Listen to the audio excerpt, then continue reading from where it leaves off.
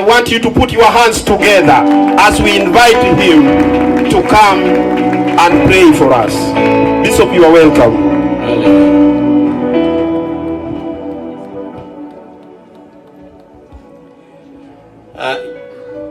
Your Excellency, the Governor of Migori County,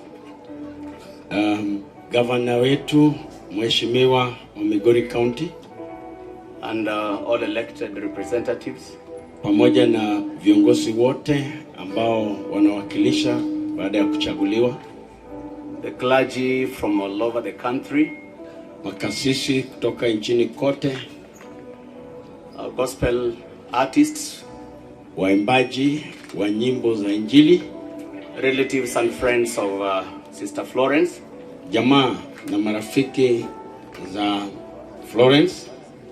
We are gathered here on a very clear agenda. Tumekusanyika hapa kwa ajili ya jambo kuu ambalo laeleweka vizuri. We came to celebrate and honor a soldier, a heroine, somebody who has overcome a lot of obstacles to reach where she has reached. Tulikuja hapa kuheshimu na pia kusherehekea kiongozi ambayo ni mjasiri aliyeshinda vita nyingi katika maisha yake.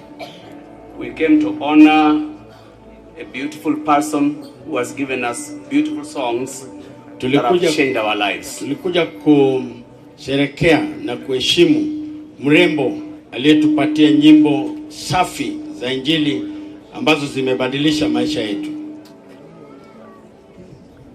If I would have been the master of ceremony, kama mimi ningekuwa mkuu wa sakafu, I would have asked anybody who stood up to sing only to sing Florence and songs. Ningeomba kila mmoja aliyesimama kuimba aimbe tu nyimbo za Florence.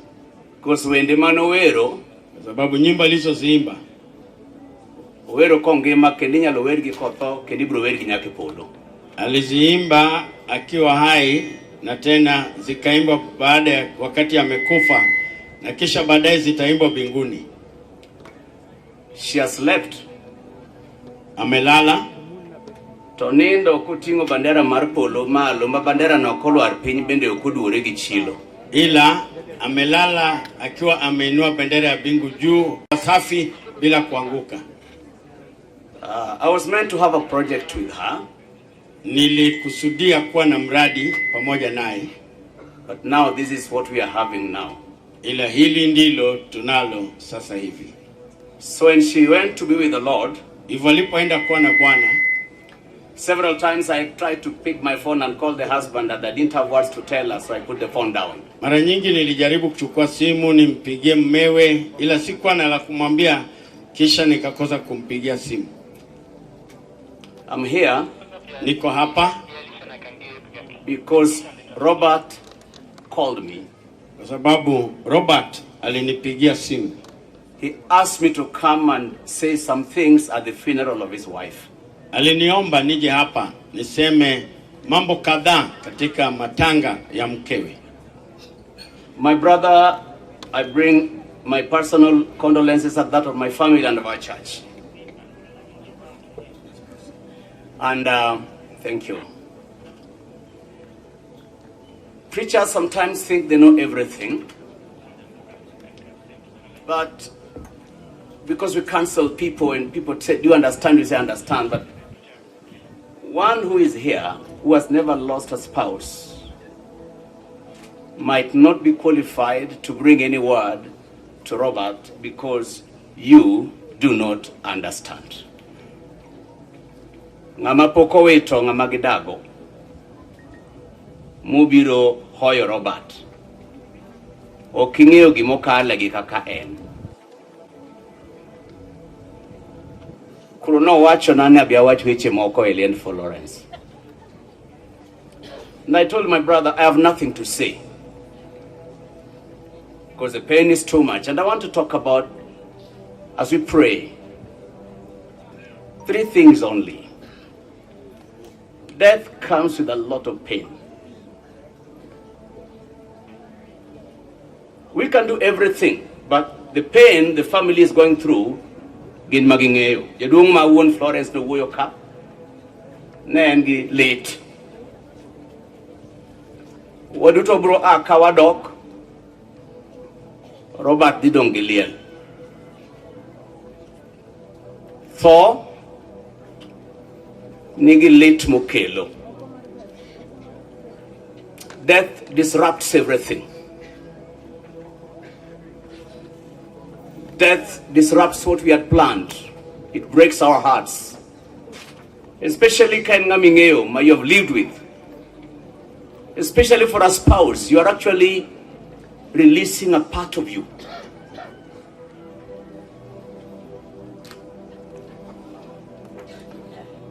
Kik ng'ato wuondi. Ng'ato nyalo hoyi gi weche moko. To tho migoye mbaka en mani ka jirani modonjo ni e ot manie dala ok igoye mbaka. An abiro ka mondo akonyo wadwa Robert gosiepe Florence. Joana 13 nokelne Yesu wach ni wuod min gi miluongo ni Joana onegi otho. Lit no dondojo ne Yesu mowuok kama nodake Galili modhi e got ndalo moko kodhi ywak. The Bible says when he heard that John was dead, he went to be alone in the mountain so that he could grieve. My brother Robert, you need that space. Whoever does not grieve when they lose something or someone is not brave, is a pretender. Jesus was grieved. He knew John would go to heaven, but he still had a break to go and grieve. Kano di liend Lazaro, nongeo nudhi chiro Lazaro, kata kamano, kano chopo moneno kamano ike Lazaro, to Ruth no ywak malit. That's the pain that comes when you lose a dear one. We grieve, we mourn because we'll never see them again. They'll never laugh with us again. We'll never hear their voice.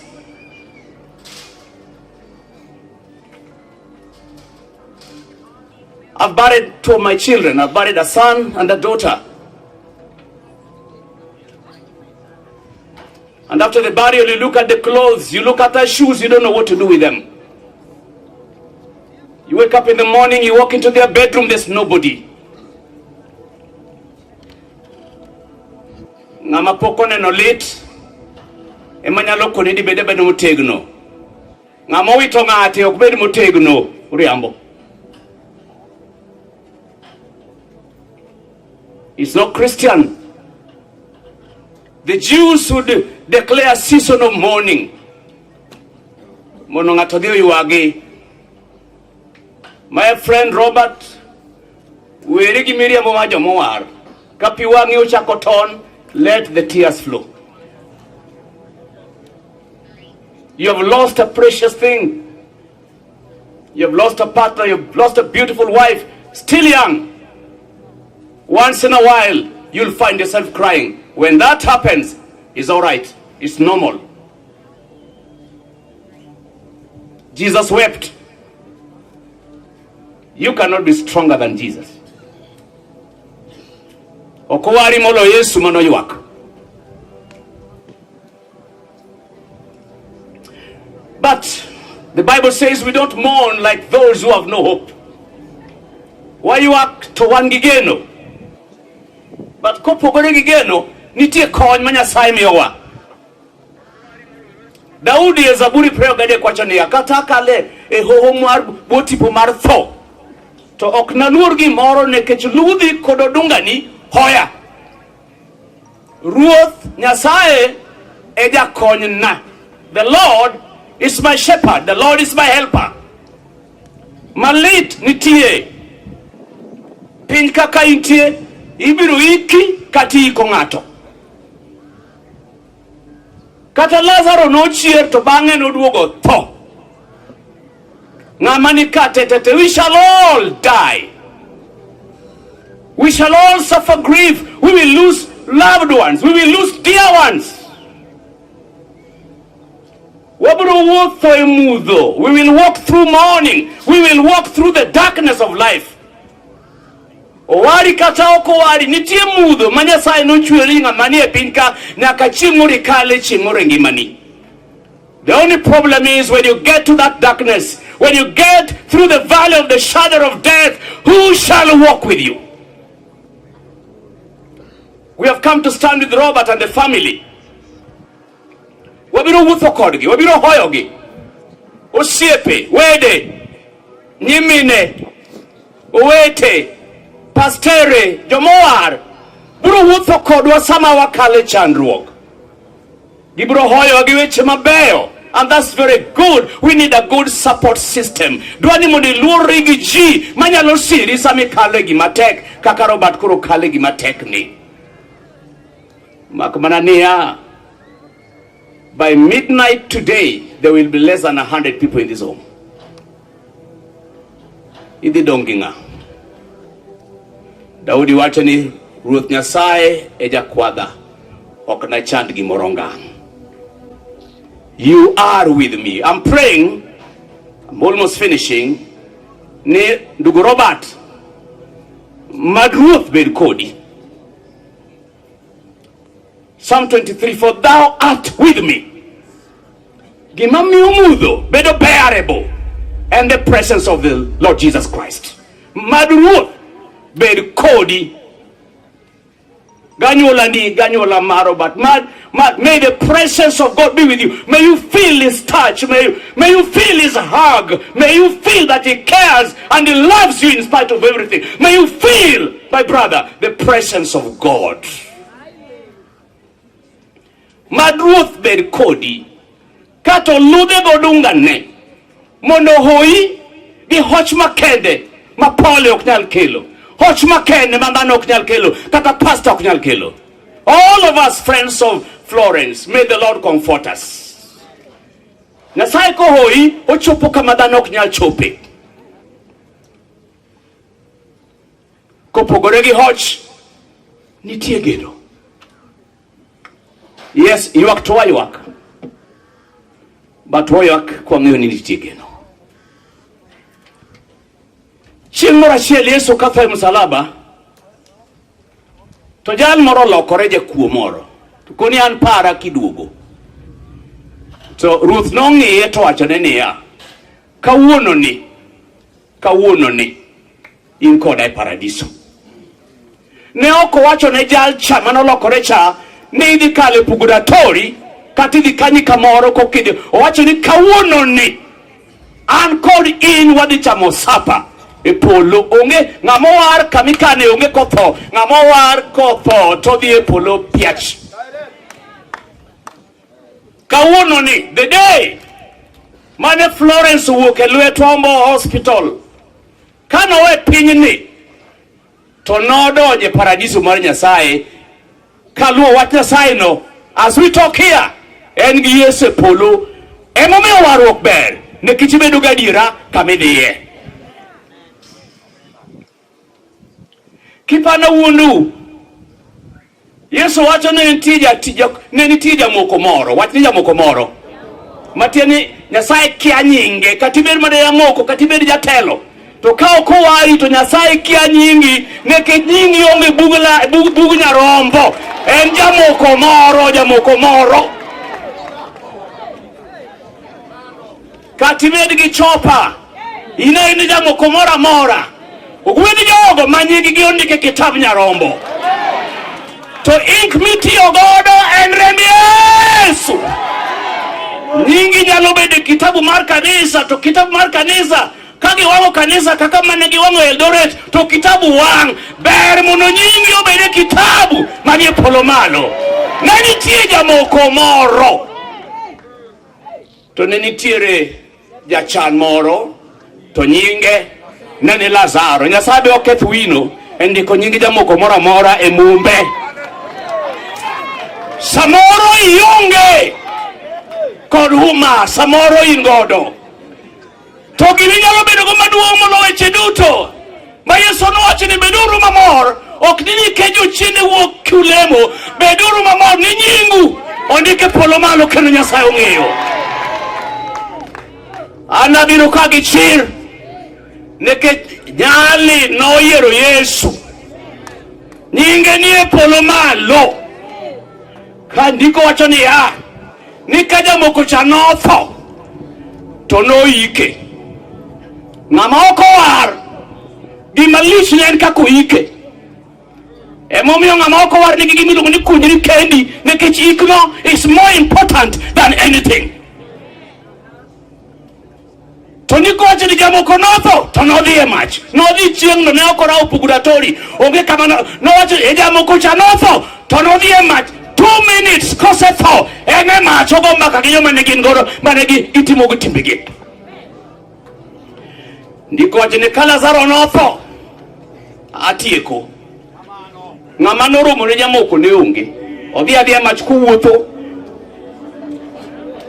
oyora yora, otemo nopondi to mach make.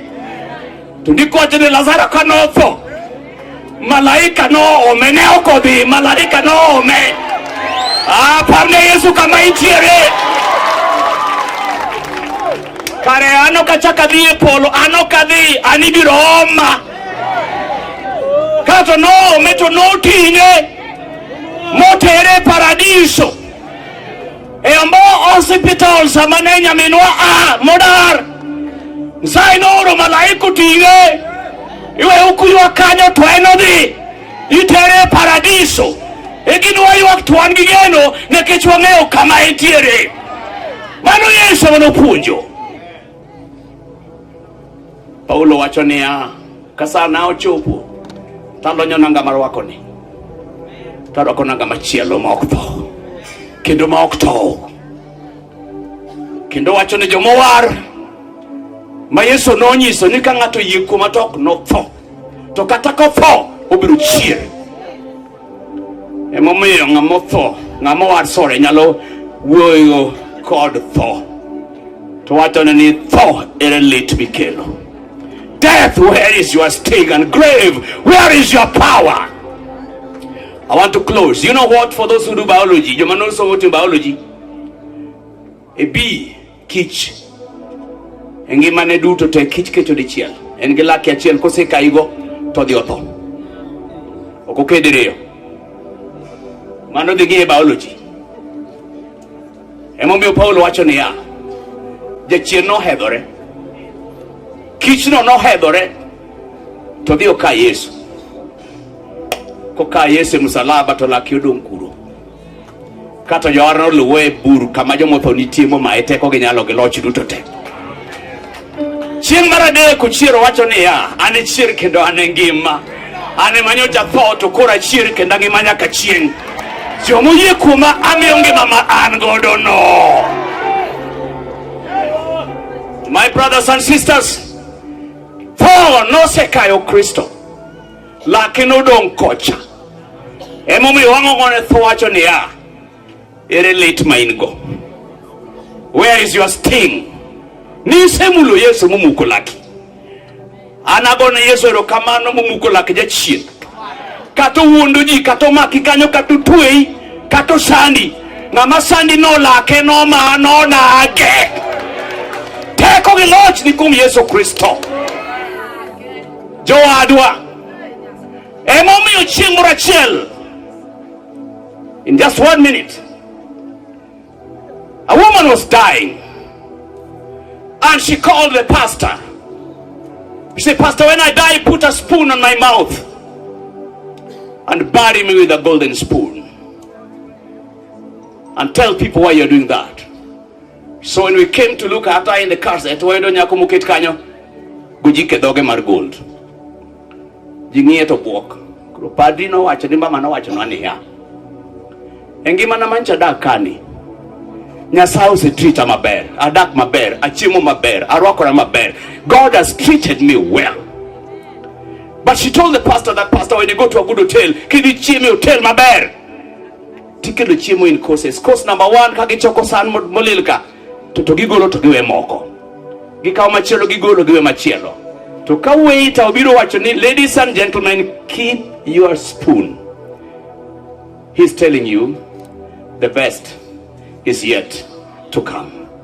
So she said, Pastor, put a spoon in my mouth and tell the people to know that I've had a good life, but the best is yet to come.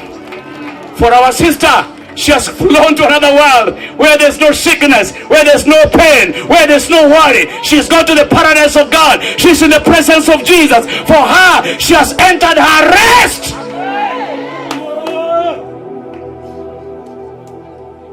Dear friends, I want to pray for my friend Robert.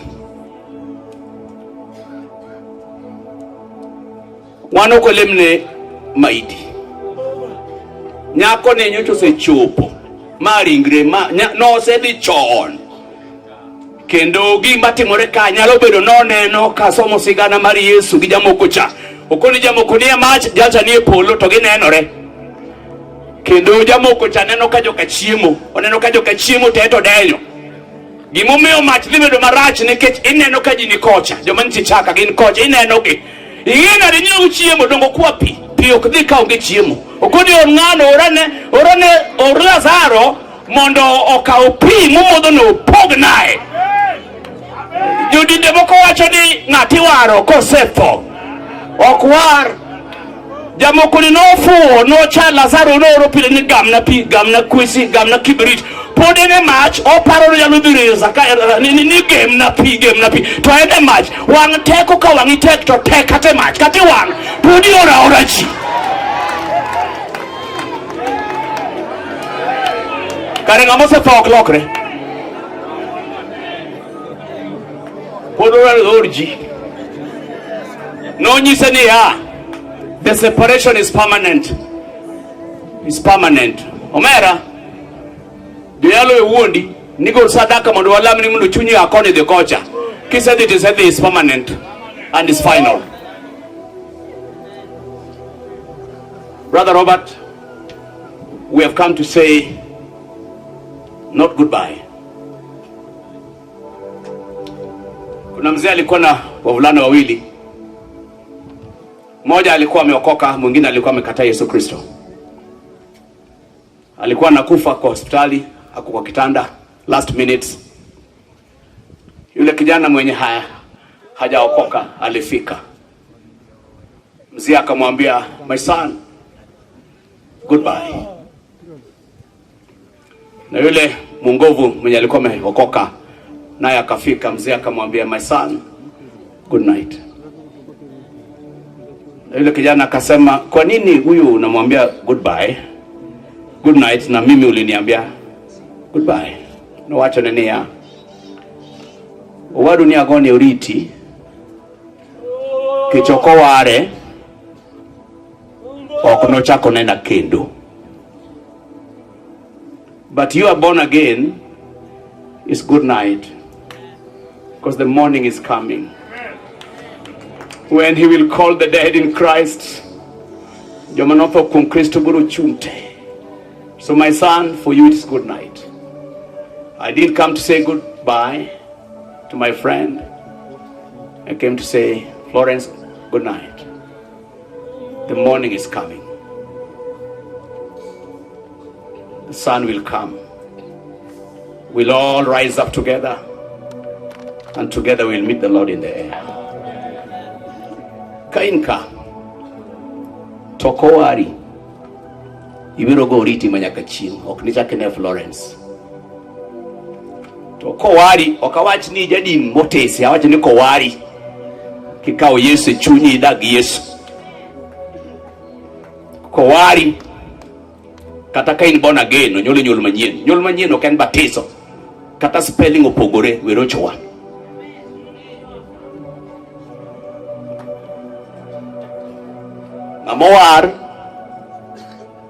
Amowar ubiro goyo good night. Eno nindo kuom Yesu.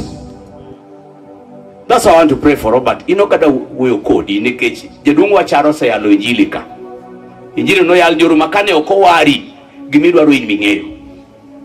Damo kwa sai pile ni liel kalili sai ni mondo wari tingi ang'ieji. Wambo all kodi wadho yal na jomoko. Uchando ji.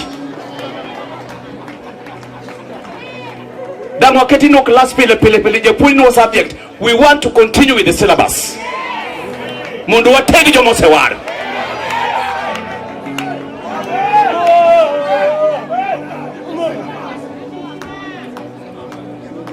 In kichale sabun ma kokete aura to lungore.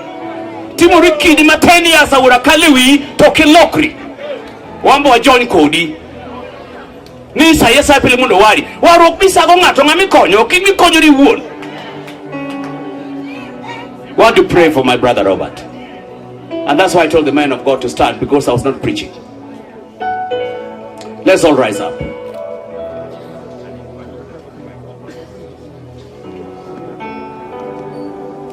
Kamoro moro maintie amalo asai.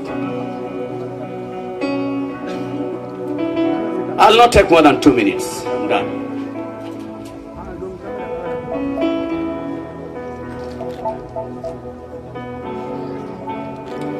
Ka okowari ilal.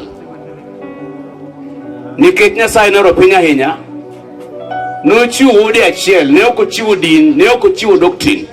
Nochiwo wuode mondo ng'ama oyie kuom wuode no kik lal, obed gi ngima manyaka chieng'.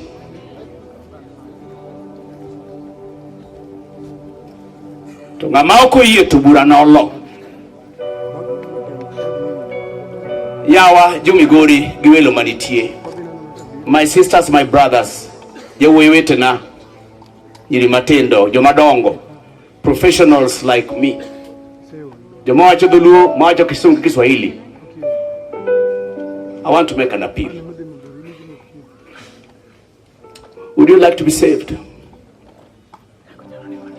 Diher mondo ikaw Yesu obedi awarni. Kapraboro gang'wen katimo klas 12 nonyisa ni amba nyalo kaw Yesu kane piny gwase, to Yesu no ane ok akawe, en mano kaw ngimana 1984. Koro dhi higni 40 osebedo jakora, pok okuodo wiya. Nitie wuoyi moro ka, kata nyako moro ka, kata jaduong' moro ka madiher mondo idhi Florence ka ikawe Yesu mar nyakoni, mano omiyo bedo gimoro. Nyasaye biro timo gik madongo e ngimani. Wakulu wiwa piny kama wantie. Kadiher mondo Yesu kaw ngimani, kadiher mondo wari. If you would like to be saved, want to be born again, tinga nebadi kama iti, adwa lemoni. Thank you. Tinga badi. You want to be born again, you want to be saved. We luro ngato. It's about you. Just raise your hand. Adwa ni mondo Kristo wara kawuono. Jesus, come into my heart. Be mondo ikony chunya ikaw ngimana. Tinga badi kam nyake get kuchu. Wherever you are, jomoko nie mtokni kuchu. Just raise your hands up. Is Pastor Rogers up here? Please come on. Those who raise their hands, please raise your hands up. Sometimes you watch anyone, you repeat this prayer after me. You know, alam ni banga. That's wonderful. It works.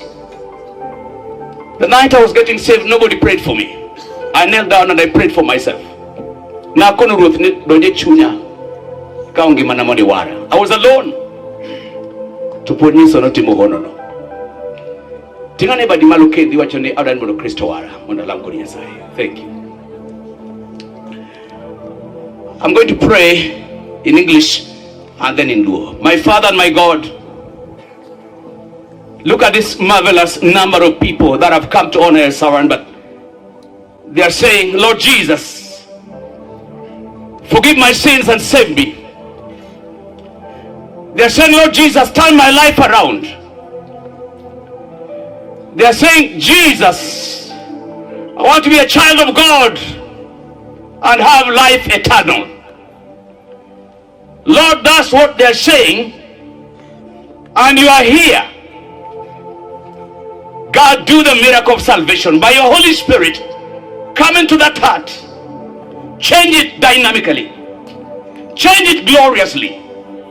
Lord, as you come into that life, destroy every yoke of the devil. Destroy every power of sin. destroy every curse, destroy every witchcraft and every bondage in the mighty name of Jesus Christ.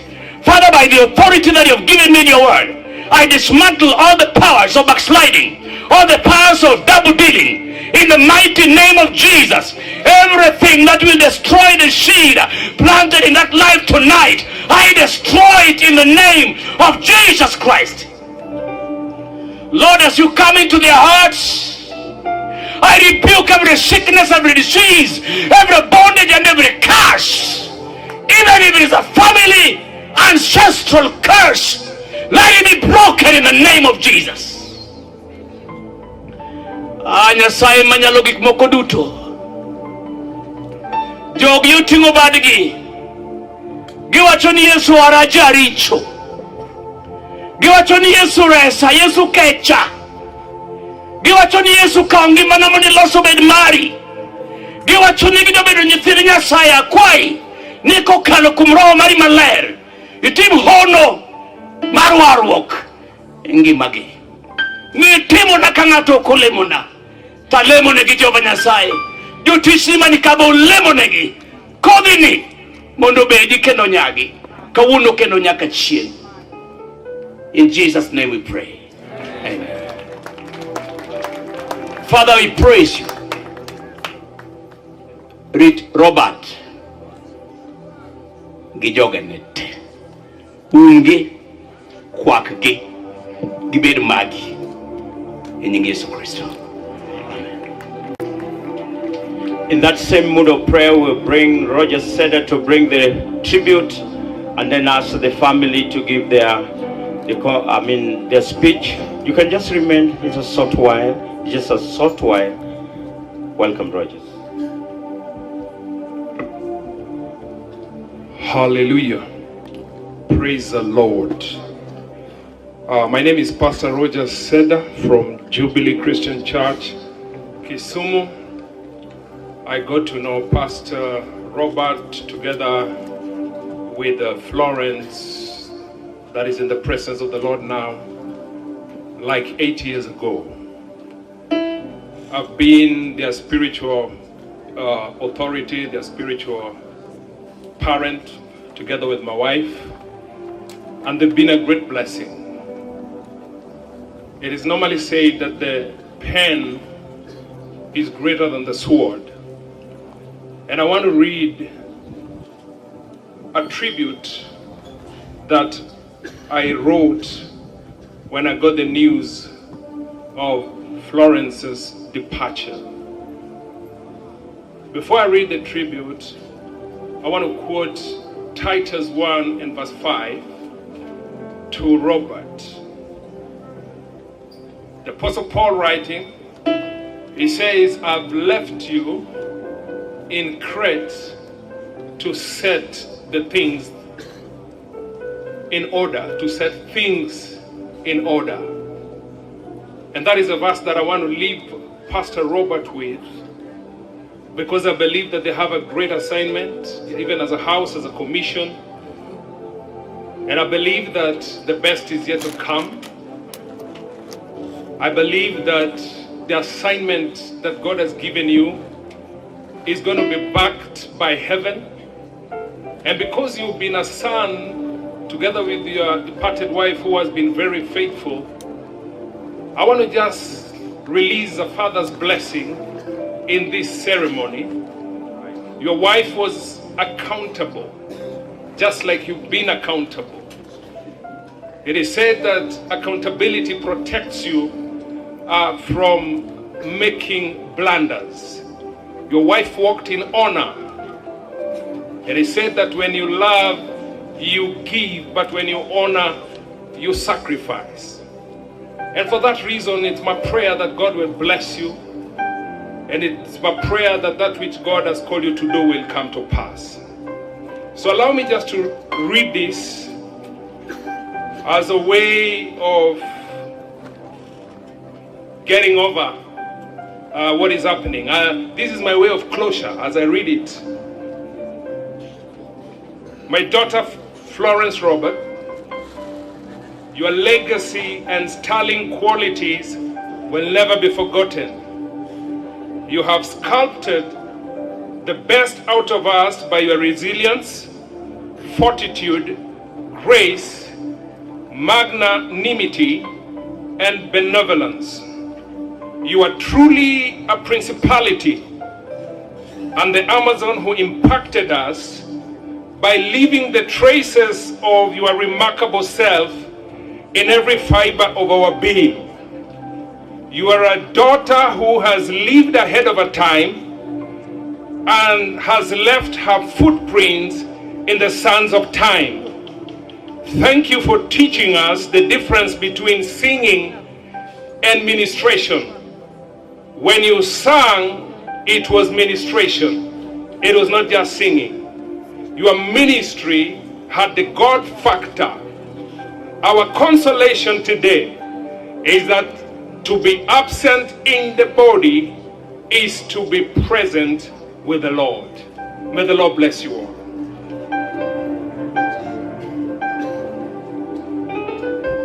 Again now, we get to the next stage because His Excellency, our Governor, will want to take his leave. We would kindly request the congregation to be patient and be ready so that he can also bring, together with his team, the condolence that is due. And in that category, I would request the woman rep of Migori County to come and break that order. Welcome.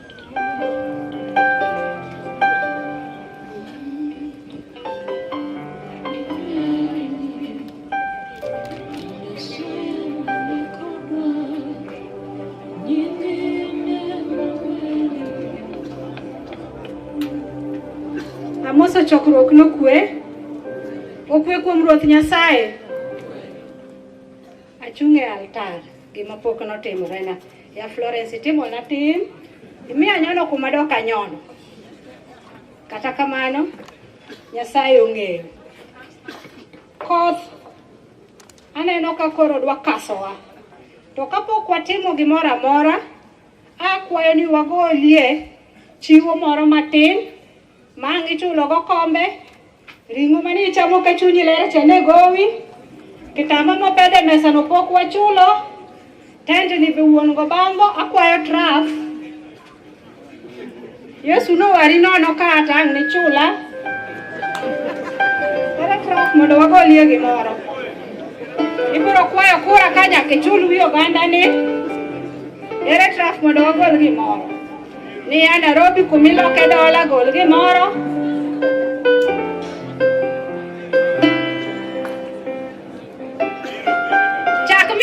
Lweta okajakuo kanisa benera tani wi altar achako gi mara siling 10,000 imbe kel mara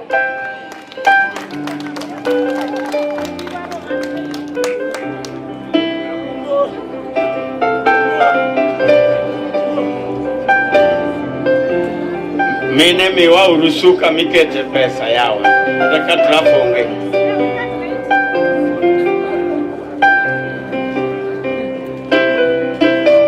His Excellency, 20,000. Thank you. May God bless you.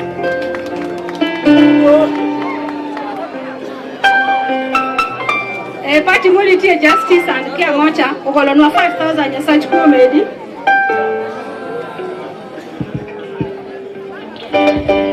Manage Office of the Senator 2,000.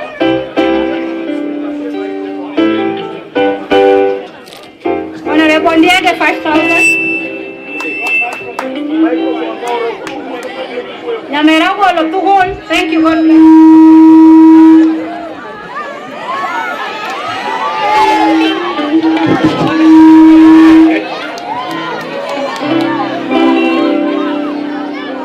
Jaka Kimba, 11,000. 4,000 Honorable Mwabenya Search Comedy. Yes! Yes, I want to pesa mo one madu nyek ngato. Nilifuatia youth leader. Kimwa shimobo gola 2,000. Jo pingili no giri jo siasa. Manu miyo Yesu kiucha utio nono. Ero kamano Nyamera, ero kamano Wadwa.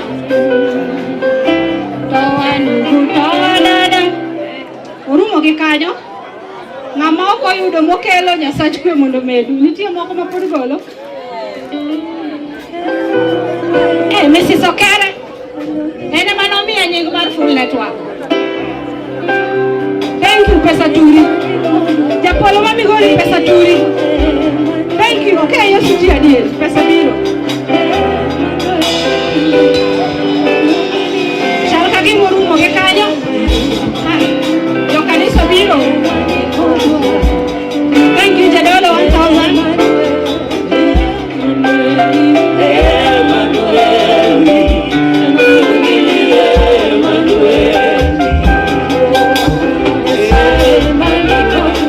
Thank you, men kanisa. Thank you, my brother. Oye, manu mial matek chaka ene kilugo. Daku kiuye kimoro. Nyasaye mani konda. Kapagara Nyasach kume. Apani warungo. Yaber mokele. Nyasaye mani konda. Kamana nyamera.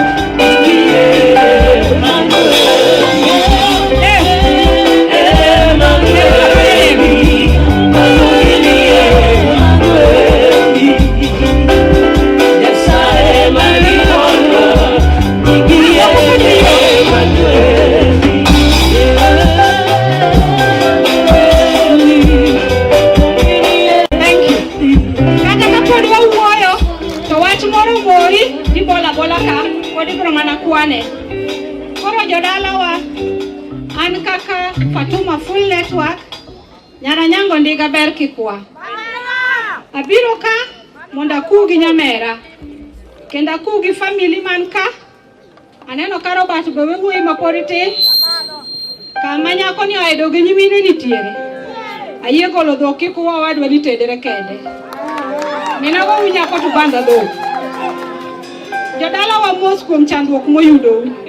En mani osimo waduto onge ng'ama ok bi tho. Omiyo ka bi wuoyo mang'eny e wach tho, tabiro wuoyo mang'eny e wach ngima. To yalo to ok ang'eyo, duol be nokomiya mar wer, nyinga tapanyi nitie bugcha. Aka neno kong'eya gi nyinga.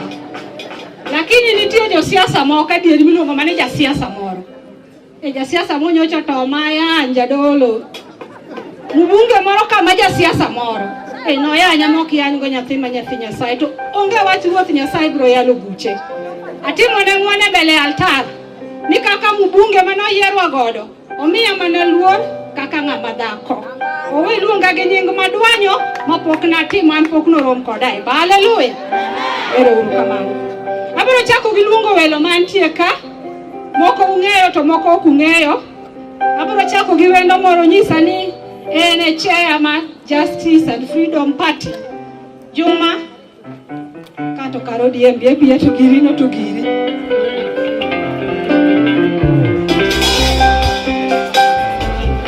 Excuse me. I forgot. Wangi Osiep Joka Robert, United States of America diaspora. I'm very sorry. I forgot Dr. Collins. Dr. Collins Beinka. Dr. Collins.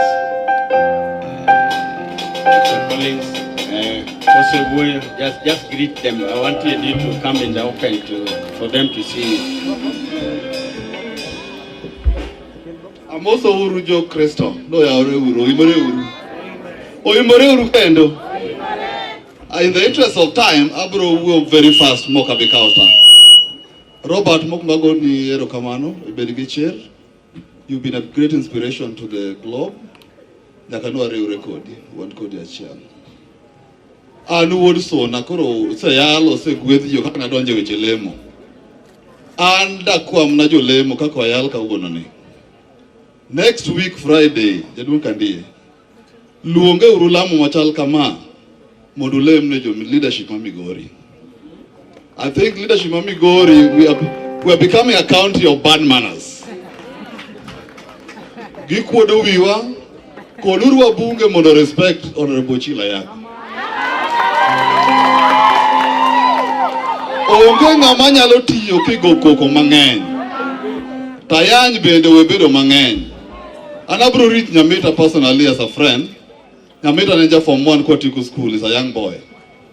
Wabro wuo kodgi mondo gibed kanyakla lemnegi uru mondo ket humility. We want servant leadership Migori.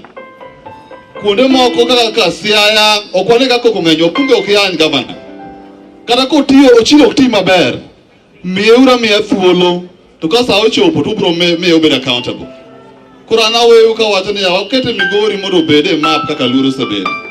Otherwise Marnya sai bed kodu kandi organize conference mondo lemne ji Fatuma network amor ka kutiyo to madu riuru bed achiel ke onge tich manyalo tiyore ka okuna achiel. Wabunge nyaka bo governor whatever the consequence. Elungo chilo ino siepo mera to dibedo siep na be wale muri Nyasaye mondo riti to molony ma ibed ge chiri ibe weduoko jogi. I think office Chilo, they need to have a protocol office manyalo duoko wabunge. I think governor kone duoko wabunge jobe do don duoko donge. Chilo is a rank mar president of a county. Kone imba kwe niki angeni inga mamul ti jamerima be. We vijana gi oduoge the protocol office. Otherwise Nyasaye mar bed kodu nying Ruoth Yesu. Ja diaspora siasa mageng'wa ka nyaka iduokie ng'ato ang' ng'e nade ni loye gi wach.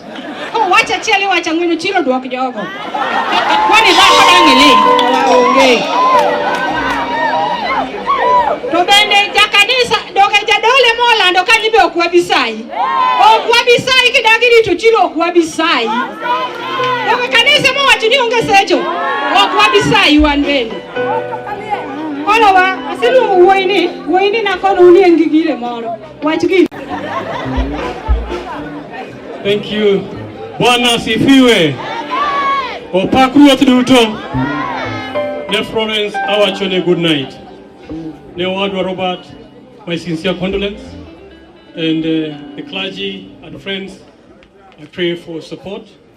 And I've seen great preachers who have mentored me and ministered to my life. I say good night because I'm a born-again leader. Number 2, as Justice and Freedom Party of Kenya, I begin with respect to the county government. And when a governor, I know we petitioned the Speaker of the County Assembly of Migori viciously from the lower court to higher courts to a point that you don't have a speaker now. Now you're going for election, courtesy of my party. And today I'm extending a truce with respect to tell the people of Migori that we would like you to be served in according to the law, to the constitution, and also with the credence that you deserve. As you will go to elect the new speaker, this would be my advice. And I pick this from Exodus 18:21, when Moses was told to elect a leader. Elect leaders who are capable. Leaders who are what? Then number 2, elect leaders who fear God. Leaders who do what? Then elect leaders who speak truth. Who do what? And then finally, elect leaders who hate corruption. Now, ati ko joturu. Gimomiyo wacho mano, nikech kaka one party, one gi concern even in the national government. Sani iri imedonwa tax kendo. To king'iyo gimomiyo imedonwa tax, to boil down to lack of capability or merit. To kendo, ki chaki ng'iyo, the level of representation of interest marjowa, ibro yudo ni give violate rights mark citizens. Koro gimomiyo awachoma nikech Ruto okwacha dira. Ruto is not speaking the truth. And Ruto's government loves corruption. And Ruto's government also does not respect the rights of citizens. So, kao partner kodu, ODM and Gwema, the rumors. Kao partner kodu, and what were leadership? Musa Noach in Exodus chapter 18 verse 21 to leadership ne maditero wambele. Omeagon wero kamano kum Justice and Freedom Party But I will be able to individually. Thank you so much. Kimauki jogi ja Kisumo. Moda Kisumo, to don't rewe Migori, hallelujah.